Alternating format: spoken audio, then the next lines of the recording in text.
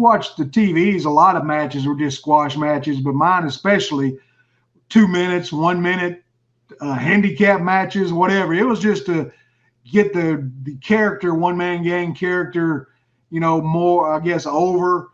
It wasn't like people didn't.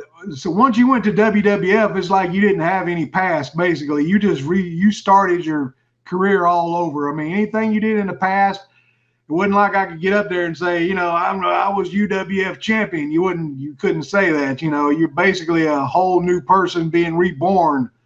So yeah, it was just to get the character over, and I was one of the few people that was allowed to even to actually hit a referee and do some damage to a referee. And one of the shows I actually got to give the referee to finish, and pick him up and slam him around a little bit. So yeah, they just did that to get me ready for Hogan.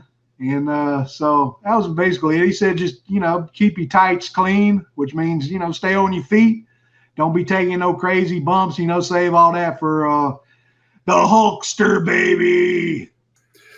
Yeah, and they did most of your Hulk Hogan matches on house shows. I don't remember seeing a recorded version when you were One Man Gang. What was it like working with Hulk Hogan? Because he was still at his peak in that point of popularity.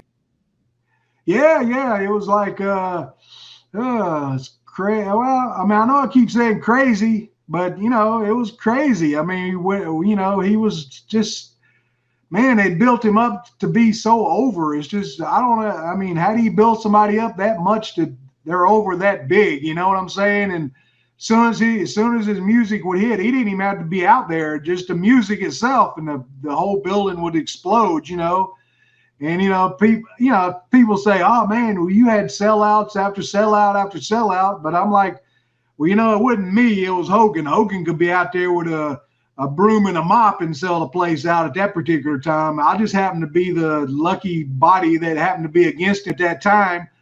But now that I think back on it, I was probably One Man Gang, not Akeem, but One Man Gang at that time was probably one of the few heels that people honestly believe could actually possibly beat Hogan to win the World Heavyweight Championship. I believe the people honestly believe that I could beat him, because I had the way they had put me over on TV, just demolishing people and not giving a crap about what I do on TV, So, yeah, but man, like I said, he was over so big, man. It was just unbelievable that a company could get somebody that strong.